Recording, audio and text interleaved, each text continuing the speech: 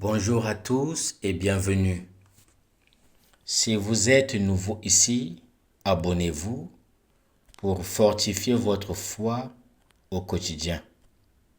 Que ce moment d'écoute soit une source de bénédiction pour votre vie.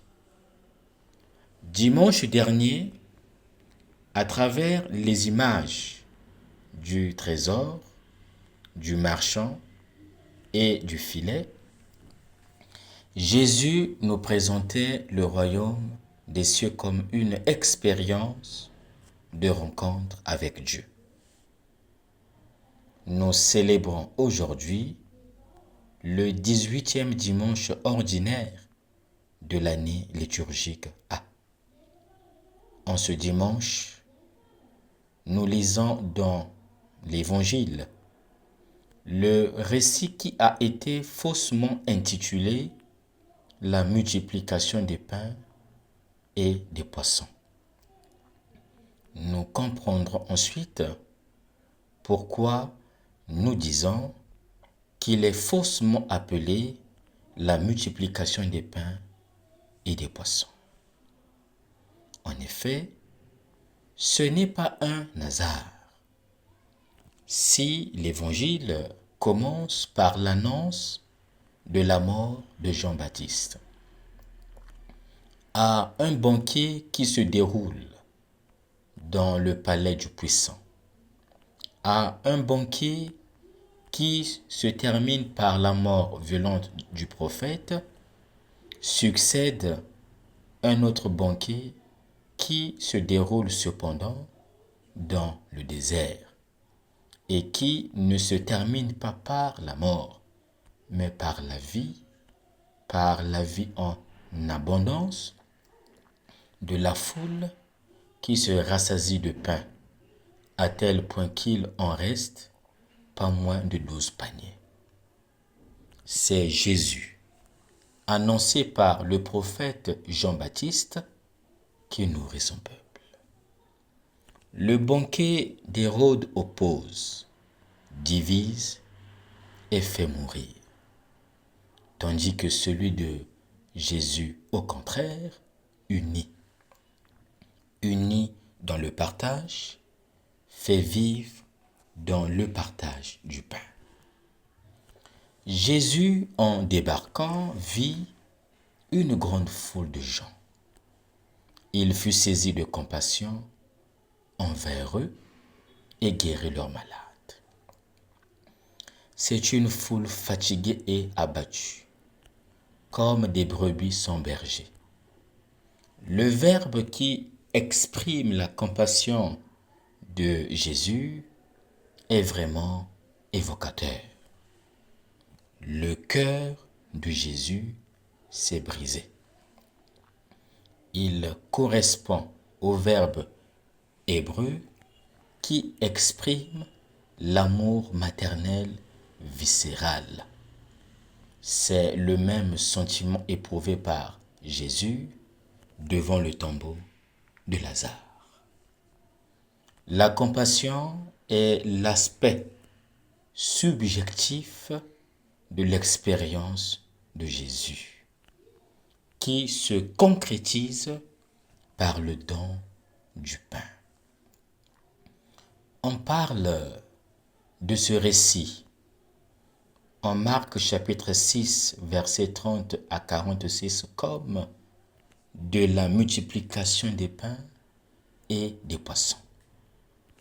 Pourtant, à y regarder de plus près, il n'y a aucune référence lexicale à la multiplication des pains ou des poissons.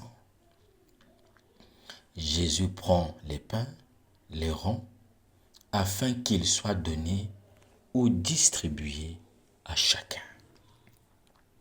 Il en va de même pour les poissons qu'il partage entre tous.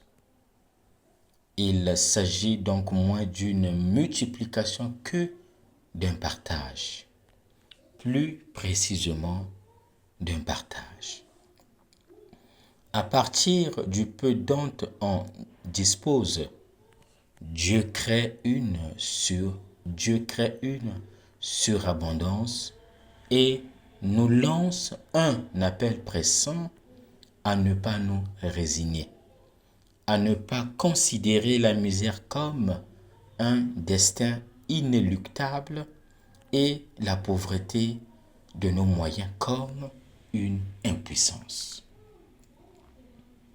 Quel est donc le chemin que Jésus nous indique aujourd'hui? Le chemin que Jésus nous indique aujourd'hui est celui du partage. Le peu, une fois partagé, devient suffisant pour tous. Et Jésus organise un banquet, voire le banquet messianique. Parmi les missions du Messie figure celle de garantir le pain au peuple. Le roi David, figure du Messie à venir, avait distribué une galette de pain à chacun des membres du peuple d'Israël. Jésus se manifeste ici comme celui qui accomplit l'œuvre de Dieu, qui donne la nourriture à tout être vivant. Comme le berger qui fait reposer son troupeau sur l'herbe verte et qui le restaure et le soutient. Ce texte peut être interprété comme une préfiguration du banquet eucharistique, mais il peut être utile de conclure cette réflexion en rappelant que les paroles de Jésus, donnez-leur vous-même à manger, s'adressent également à chacun de nous aujourd'hui et deviennent une épine dans la chair qui interpelle les églises à la tragédie de la faim dans le monde. Les paroles du pape Benoît XVI, d'heureuse mémoire, confèrent une dimension politique et mondiale à l'injonction que Jésus a adressée à ses disciples. La faim fait encore de très nombreuses victimes parmi les nombreux Lazare à qui il n'est pas permis de s'asseoir à la table du riche glouton.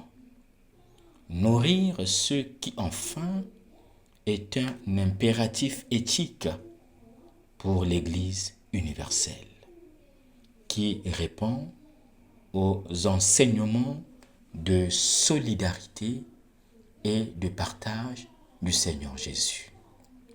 De plus, éliminer la faim dans le monde est devenu à l'ère de la mondialisation un objectif à poursuivre pour préserver la paix et la stabilité de la planète. La faim ne dépend pas tant d'une pénurie matérielle que d'une pénurie de ressources sociales, dont la plus importante est de nature institutionnelle. La pratique messianique de Jésus se transpose ainsi dans la réalité ecclésiale et devient parole et action prophétique. Quelle est notre attitude devant la misère de l'humanité? Bon dimanche à tous.